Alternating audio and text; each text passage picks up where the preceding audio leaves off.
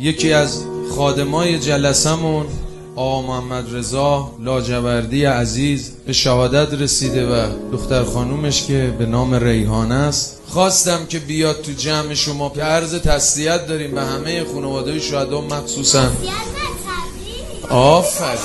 آخه هیچ گریه نکرده، میدونید یا نه؟ ریحانه جان میشه به ما بگید چرا گریه نکرد؟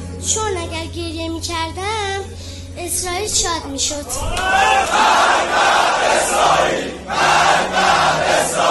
به من گفتش که بابای من یه قهرمانه. قهرمانه رفت با اسرائیل جنگید. باید بگیم تبریک. آفرین ریحانه بابا درس بزن.